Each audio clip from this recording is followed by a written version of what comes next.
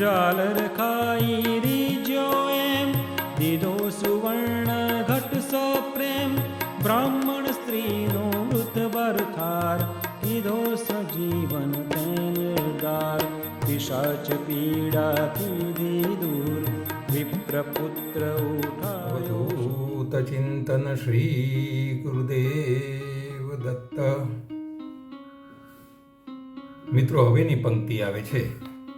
ઝાલર ખાઈ રીજો એમ, દીધો સુવર્ણ ઘટ સપ્રેમ. પૂજ્ય બાપજી અહીં કહે છે કે હે દત્ત પ્રભુ, ઝાલર એટલે કે વાલોર, વાલની પાપડી, એ ખાઈને તું એટલો બધો રીઝ્યો, તું એટલો બધો ખુશ થઈ ગયો કે દીધો સુવર્ણ ઘટ સપ્રેમ. તે ગરીબ ભક્તને સુવર્ણ એટલે સોનાનો આખો એક ઘડો ખૂબ પ્રેમથી આપી દીધો. અને આ પ્રસંગ બાપજી અહીંયા લીધો છે. નૃસિંહ સરસ્વતી સ્વામી મહારાજ જ્યારે વાડી તરફ હતા, ત્યાં પંચગંગાનો જે સંગમ છે ત્યાં નજીકમાં 12 વર્ષ સુધી એમણે નિવાસ કર્યો. ગુરુ મહારાજ અલગ અલગ જગ્યાએ રોજ ભિક્ષા માગવા જતા. એ પૈકી અમરાપુર ગામમાં એકાદ દિવસ ભિક્ષા માગવા ગયા. અમરાપુરની અંદર એક બ્રાહ્મણ પરિવાર રહેતો હતો. ખૂબ જ સાત્વિક, ચરિત્રવાન અને ખૂબ જ ધાર્મિક આ દંપતી રહે, પતિ પત્ની ત્યાં રહેતા હતા. દરિદ્ર એટલે ગરીબ હતા. અને આ બ્રાહ્મણ એ પોતે કર્મકાંડ કરે અને ભિક્ષા લઈ આવે, કોરી ભિક્ષા લઈ આવે અને કોરી ભિક્ષા લાવી અને પત્ની એમાંથી ભોજન બનાવે અને જમે. એમના ઘરના આંગણામાં એક ઝાલર એટલે પાપડીનો એક મોટો વેલો હતો, ને એટલો મોટો વેલો હતો કે બધું આમ ઢંકાઈ જાય એટલો મોટો વિશાળ વેલો હતો. જે દિવસે આ બ્રાહ્મણ બહાર જઈને કોરાન્નની ભિક્ષા લેવા જાય અને અન્ન મળે નહીં, તો એ દિવસે એ દંપતી પોતાના આંગણાની અંદર જે પાપડીનો વેલો હતો એ વેલાની પાપડીનું શાક બનાવી અને ખાઈ અને સંતૃપ્ત થાય અને પ્રભુનું નામ લે, પ્રભુનું કીર્તન કરે. એકાદ દિવસ ગુરુ મહારાજ ત્યાં બપોરે પહોંચી ગયા અને ભિક્ષામ દેહી કરી અને ત્યાં ઊભા રહ્યા. બ્રાહ્મણ અને એની પત્નીએ ગુરુ મહારાજને ઘરમાં બોલાવ્યા. ઘરની અંદર અનાજનો દાણો નહોતો એટલે એ લોકોએ પાપડીનું શાક બનાવી અને ગુરુ મહારાજને ભિક્ષા આપી. ગુરુ મહારાજ તો ખૂબ જ આનંદથી એણે આરોગી લીધી અને એમ કહ્યું કે હું હવે તમારી પર સંતુષ્ટ થયો છું અને તમને આશીર્વાદ આપું છું કે તમારું જે દારિદ્ર્ય છે એ હવે દૂર થઈ જશે, તો દરિદ્રતાથી મુક્ત થઈ ગયો છું. બંને જણે એમને વંદન કર્યા અને જ્યાં ગુરુ મહારાજ ત્યાં આંગણામાં નીકળ્યા ત્યાં એમણે આટલો વિશાળ પાપડીનો વેલો જોયો. એ પાપડીના એના વેલાને તોડી ખેંચી અને બાજુમાં નાખી દીધા, મૂળ પર ઉખાડીને બાજુ પર નાખી દીધું અને એમ કરી અને પોતાના સ્થાન ઉપર નીકળી ગયા. આ બાજુ પેલી બ્રાહ્મણી હતી એ તો એકદમ જ ગભરાઈ ગઈ, રડવા માંડી. અરે કે આપણે આજીવિકા માટે, આપણે પેટ ભરવા માટે એક માત્ર વેલો હતો. યતિવરે આપણને એમ કહ્યું કે તારી દરિદ્રતા દૂર થઈ જશે અને આ વેલો એ તોડીને જતા રહ્યા. આપણે હવે શું કરીશું? આપણે એમનું કેટલું સ્વાગત કર્યું અને આપણે એમનું શું બગાડ્યું હતું કે એટલું આપણને નુકસાન કરીને જતા રહ્યા. બ્રાહ્મણ ખૂબ શ્રદ્ધાવાન હતો. એણે કહ્યું કે જો ગુરુ મહારાજ આપણે ત્યાં ભિક્ષા લેવા માટે આજે પધાર્યા છે એટલે ચોક્કસ એમાં એમના આશીર્વાદ આપણને મળ્યા હશે. અને બીજું કે આપણું નસીબ ખરાબ હોય, પૂર્વજન્મના જો આપણે કંઈ પાપ કર્યા હોય તો એના માટે આપણે બીજા ઉપર આક્ષેપ કરીએ તો એનો શું અર્થ છે? આપણું જ નસીબ ખરાબ હશે, આપણું નસીબ જે દિવસે સારું થશે એ દિવસે આપણને મળશે. અને પરમ કૃપાળુ પરમાત્મા એણે તો બધા જ માટે બધી જ વ્યવસ્થા કરેલી છે. ઉત્પત્તિ, સ્થિતિ અને લય, આ ત્રણેય એ પરમ કૃપાળુ પરમાત્મા ભગવાન એનું આયોજન કરે છે. કીડીને કણ અને હાથીને મણ, દરેકે દરેક જીવ માત્ર માટે એણે કંઈ ને કંઈ એનો ખોરાક બનાવ્યો છે અને બધા જ જીવે છે. તો આપણે એની ચિંતા કરવાની ક્યાં જરૂર છે? એણે એની પોતાની પત્નીને સમજાયું અને કહ્યું કે આપણું નસીબ જ ખરાબ લાગે છે અને એના માટે આપણે બીજા કોઈને દોષ આપવો ના જોઈએ. આપણે જે કર્મ કર્યું છે, જે ખરાબ કર્મ કર્યું છે, તો એનું ખરાબ પરિણામ, અને સારું કર્મ કર્યું હશે તો સારું પરિણામ આપણે જ ભોગવવું પડશે, એ કોઈ બીજું ભોગવવાનું નથી. એમ કરીને પોતાની પત્નીને ગુસ્સે થઈને એણે સમજાવી. પછી આ બ્રાહ્મણને થયું કે લાવને આંગણાની અંદર આ ઓટલાની જોડે આ વેલાના મૂળિયા છે તે હું કાઢી નાખું. એમ કરી અને જ્યાં કોદાળી લઈ અને એણે આ મૂળિયા ખોદવા માટે જ્યાં ખોદવા માંડ્યું અને થોડો ખાડો ખોદ્યો, ત્યાં ટંગ દઈને એકદમ અવાજ આવ્યો.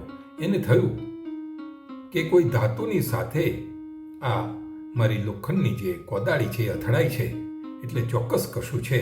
એણે જ્યારે ખોદી અને જોયું તો અંદર એક ઘડો હતો. એ ઘડો એણે બહાર કાઢ્યો. એ ઘડો બહાર કાઢી અને સીધો એ ઘરમાં આવ્યો અને ઘરમાં આવીને એને ઘડો જ્યારે ખોલ્યો ત્યારે એની અંદર સોનાની મોહર હતી, અંદર સોનું ભરેલું હતું. આ બ્રાહ્મણી અને બ્રાહ્મણ તો ખુશ થઈ ગયા કે ગુરુ મહારાજના કેટલા મોટા આશીર્વાદ છે, આપણે ન સમજી શક્યા. અને તરત જ આ પતિ પત્ની ત્યાં ગુરુ મહારાજ પાસે ગયા, એમની પૂજન અર્ચન કર્યું, આરતી કરી, બધી વાત કરી.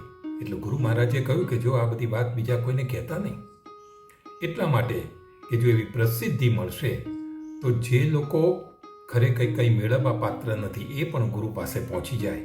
અને બીજું કે જ્યારે આવું ધન મળ્યું હોય તો જો બધાને ખબર પડે તે ધન લૂંટવા કે ઉછીનું માગવા કે એના માટે બધા દોડી આવે અને વળી પાછા આ લોકો દુઃખી થઈ જાય. એટલે એમ કહ્યું કે હમણાં તું કોઈને કહીશ નહીં. અને બ્રાહ્મણ ઘરે ગયો. આવી રીતે આ ગરીબ બ્રાહ્મણને ગુરુ મહારાજના આશીર્વાદ મળ્યા. આ જે વાત છે, આ પ્રસંગ છે, એનો સંદર્ભ પણ આપણને શ્રીપાદ ચરિત્રમાં મળે. અગાઉ મેં જેમ વાત કરી એમ પીઠાપુરમમાં જ્યારે શ્રીપાદ પ્રભુ બાલ્ય અવસ્થામાં હતા ત્યારે ત્યાં નર સાવધાની નામે એક શ્રીમંત ગૃહસ્થ, પણ ખૂબ ઘમંડી, બધાનું અપમાન કરે અને પૈસાનું બહુ અભિમાન, એના ત્યાં રાજગરાની ભાજી થાય. શ્રીપાદ પ્રભુને રાજગરાની ભાજી બહુ ભાવે. એટલે એકાદ વખત એમને ભાજી ખાવાની ઈચ્છા થઈ. એટલે એમણે પોતાની માતાના પિતાને મોકલ્યા અને કહ્યું કે ભાજી લઈ આવો. શ્રીપાદ પ્રભુ પણ ગયા. પણ પેલા નરસાવધાનીએ પોતાના ઘમંડના લીધે શ્રીપાદ પ્રભુને એકદમ નજીવી કિંમતની સસ્તી ભાજી પોતાના ખેતરમાંથી તોડીને આપી નહીં. સમય ધીરે ધીરે બદલાતો ગયો અને આ નર સાવધાનીની પરિસ્થિતિ એવી થઈ કે એકદમ દરિદ્ર થઈ ગયો. સમાજમાં એની કોઈ ઇજ્જત ના રહી, લોકો ધુતકારવા માંડ્યા. અને ત્યારે એ શ્રીપાદ પ્રભુના ચરણે આવ્યો. જ્યારે એક વખતે શ્રીપાદ પ્રભુ સાથે સંવાદ કરતો હતો ત્યારે એણે શ્રીપાદ પ્રભુને કહ્યું કે શ્રીપાદ પ્રભુ, આ ભાજી છે રાજગરાની, એ આપ ખાઓ ને, એ આરોગો ને. ત્યારે શ્રીપાદ પ્રભુએ કહ્યું કે ના, એ હું નહીં આરોગું. જે વખતે મેં તારી પાસે એ ભાજી માગી હતી એ દિવસે ત્યાં ભાજી આપી હોત અને અમે આરોગી હોત, એ કેટલી નજીવી કિંમતની હતી, પણ તું તે ના આપી, આજે તો દરિદ્ર ના હોત. એટલે નર સાવધાની પૂછે છે કે ગુરુ મહારાજ, મારી આ દરિદ્રતા એ ક્યારે દૂર થશે? ત્યારે શ્રીપાદ પ્રભુ એમ કહે છે કે આવતા જન્મે તારી દરિદ્રતા દૂર થશે. અને અમે જ્યારે બીજા અવતારની અંદર નૃસિંહ સરસ્વતી તરીકે હોઈશું તે વખતે અમે તારે ત્યાં આવીશું. તું એક બ્રાહ્મણ હોઈશ અને થોડા સમય માટે તું દરિદ્રતા અનુભવીશ અને ત્યાર પછી અમે તારા ત્યાં આવી અને ભાજી અને વાલોરનું શાક કેવું ખાઈશું. ત્યાર પછી તારી દરિદ્રતા દૂર થશે. અને આમ આ બીજા અવતારની અંદર નૃસિંહ સરસ્વતી સ્વામી મહારાજ એ બ્રાહ્મણના ત્યાં ગયા અને એની દરિદ્રતા દૂર થઈ. અને આવો જ એક બીજો પ્રસંગ પણ છે કે શ્રીપાદ પ્રભુ એમને નરસિંહ વર્મા એક દિવસ ઘોડાગાડીમાં બેસાડી અને એમના ખેતરે લઈ ગયા. નરસિંહ વર્મા એ ખૂબ શ્રીમંત, ખૂબ મોટી જમીન અને ત્યાં બધો પાક થાય, પણ એ જે પાક કરે એ નિષ્ફળ થઈ જાય. એટલે ત્યાં જઈ અને નરસિંહ વર્માએ કહ્યું કે શ્રીપાદ પ્રભુ, અમે જુઓ આ તુરિયાની અહીં ખેતી કરે છે અને આ તુરિયાના વેલા કેટલા બધા ફેલાયેલા છે, પણ ખબર નહીં અમારું નસીબ એવું છે કે એની ઉપર કાં તો તુરિયા બેસતા નથી, કાં તો ફૂલ આવીને પડી જાય, તુરિયા બેસે તો સુકાઈ જાય છે, અને કદાચ તુરિયા સારા બને તો કડવા નીકળે છે. એટલે જે આવક થવી જોઈએ આવક નથી થતી. શ્રીપાદ પ્રભુએ કહ્યું કે મને પણ તુરિયા બહુ ભાવે, અમારા પરિવારને તુરિયાની દાળ બહુ ભાવે, અને મને તુરિયા અને દાળની જે શાક બનાવે છે એ પણ બહુ ભાવે. એમ કરીને શ્રીપાદ પ્રભુ ત્યાં ઉતર્યા અને જમીન ઉપર ફર્યા. એમણે એમ કહ્યું કે આ ભૂમિમાંથી જે તરંગો આવે છે એ મને ખબર છે કે ભૂતકાળમાં કોઈ એક દત્ત ઉપાસક હતો અને એણે અહીં બહુ ઉપાસના કરી છે, અને એની ઈચ્છા હશે કે હું પણ આ ભૂમિ ઉપર આવું, અને એટલે હું આજે આ ભૂમિ ઉપર આવ્યો છું, અને હવેથી તમારી વાડીમાં તુરિયા સારા થશે. પણ એક વાત યાદ રાખજો, તમે તુરિયા મને પણ મોકલજો, હું પણ એ તુરિયાનું શાક બનાવી અને દાળ સોતે ખાઈશ. અને એમ કરી ત્યાં ફર્યા, આશીર્વાદ આપ્યા અને શ્રીપાદ પ્રભુ પાછા ઘોડાગાડીમાં નીકળી ગયા. થોડા વખત પછી આ નરસિંહ વર્માની એ વાડીની અંદર તુરિયા અઢળક થવા માંડ્યા. ખૂબ પાક થયો, ખૂબ સારામાંના સ્વાદિષ્ટ તુરિયા પાક્યા, અને એમાંથી એમને ખૂબ આવક થઈ. આમ જ્યાં કશું ના મળતું હોય એવા સ્થાને પણ આ ભૂમિમાંથી આપણને કશુંક મળે, એ આશીર્વાદ મળે, એ આ દત્ત પ્રભુની કૃપા, એની લીલા. આપણે આ બધા જ્યારે પ્રસંગો સાંભળીએ ત્યારે એના આજના સંદર્ભમાં પણ વિચાર કરવાની આપણને ઈચ્છા થાય. આજે પણ ઘણા એવા શહેરો છે કે જે શહેરોની અંદર જૂના ઘર છે, શ્રીમંત લોકોના ઘર, જર્જરિત ઘર છે, અને એવા ઘર આજે પણ તોડવામાં આવે છે તો એની અંદર ક્યાંક ને ક્યાંક સોનાનો ચરૂ દાટેલો મળી આવતો હોય છે.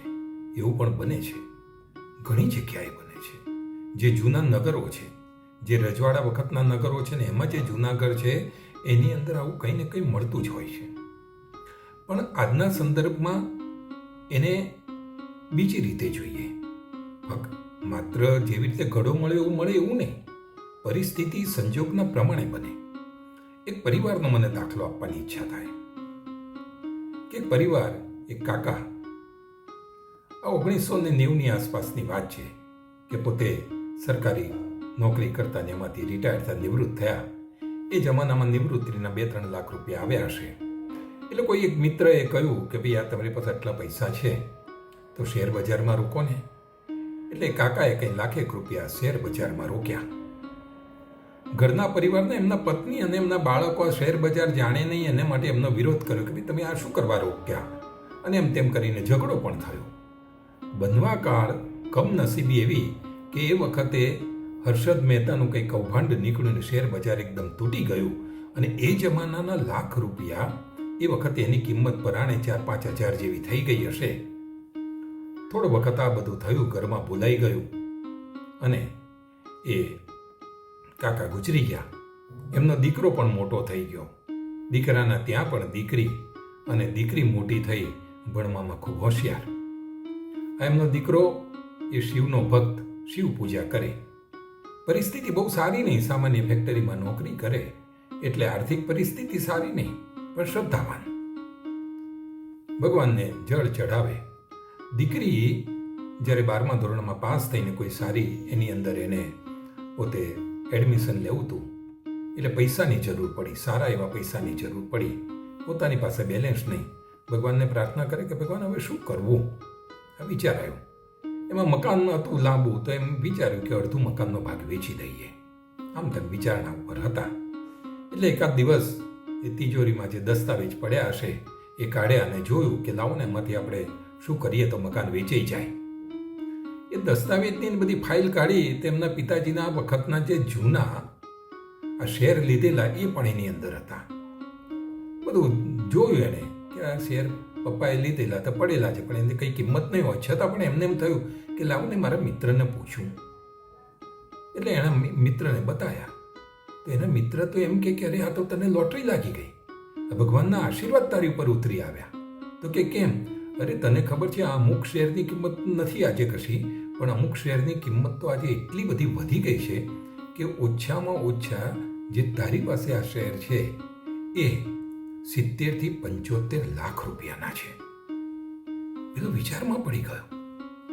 ઓહો, મારા પિતાજી જે કંઈ મૂકી ગયા હતા એમાંથી મને આજે આ મળ્યું. એ દિવસે મેં પિતાજી જોડે કેટલો બધો ઝઘડો કરેલો ને અમને ખબર નહીં. આ ચરુ જેમ સાહેબ દાટેલો હોય ને એમાં નીકળ્યો.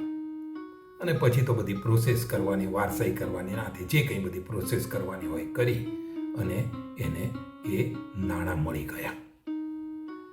બે વાત, માતા પિતાએ પણ કોઈક એવી વસ્તુ હોય તેવી રીતે મૂકી જવી જોઈએ કે ભવિષ્યમાં પોતાના સંતાનોને કામ આવે. આપણે ઘણી વખત વિચારીએ કે આપણે જ કે આપણા બાપ દાદાએ કંઈ એકદમ સસ્તામાં 2-3 હજાર રૂપિયામાં પ્લોટ લીધો હોય, એ જમીન પડી રહી હોય, આપણે એમ થાય કે આ વેચવા જઈએ, વેચાતી નથી એમ થયા કરે. અને ક્યારેક આપણે પૈસાની જરૂર હોય અને જમીનોના ભાવમાં એવો ઉછાળો આવે કે 5,000 રૂપિયામાં લીધેલી એ જગ્યાની કિંમત 50 લાખ રૂપિયા આવે. આ સાહેબ દાટેલું ચરુ જ છે ને. આપણે ભણ્યા હોઈએ ત્યારે એમ થતું હોય કે આ સારું ભણતર કરીને શું કરવાનું, અને સાહેબ 2-5 લાખ રૂપિયાની નોકરી મળી જાય એ પણ દાટેલો ચરુ જ છે ને. સારું કરેલું કર્મ એ સારા ફળ આપે છે, પણ એમાં આપણી એક શ્રદ્ધા હોવી જોઈએ, ગુરુ મહારાજના આશીર્વાદ હોવા જોઈએ, અને આપણા વડીલોની આપણા પ્રત્યેની સ્નેહભાવ અને એમના આશીર્વાદ હોય તો આવા દટાયેલા ચરુ મળે. જાલર ખાઈ રીજ્યો એમ દીધો સુવર્ણ ઘટ સપ્રેમ. એ જે દાટેલો ઘડો હતો એ પ્રેમથી આપ્યો. ગુરુ મહારાજે કેમ પ્રેમથી આપ્યો? એ સંતુષ્ટ થયા ભોજનથી, એટલે પ્રેમથી આપ્યો. આજે આટલી વાત કરીશું. ફરી મળીશું ત્યારે આગળની પંક્તિમાં આપણે પ્રવેશ કરીશું. આપ સર્વેને મારા ગુરુદેવ દત્ત, ગુરુદેવ દત્ત, ગુરુદેવ દત્ત. નર્મદે. મિત્રો, ભગવાન દત્તાત્રેય અને એમના અંશ અવતાર એવા સંતો, યોગીઓની લીલાઓ રજૂ કરતી આ ચેનલને આપ લાઈક કરો, શેર કરો અને સબસ્ક્રાઈબ કરો. વધુમાં વધુ ભક્તો સુધી આપણી આ વાત પહોંચે એ માટે આપ બધાને જાગૃત કરો. બધાને મારા ગુરુદેવ દત્ત.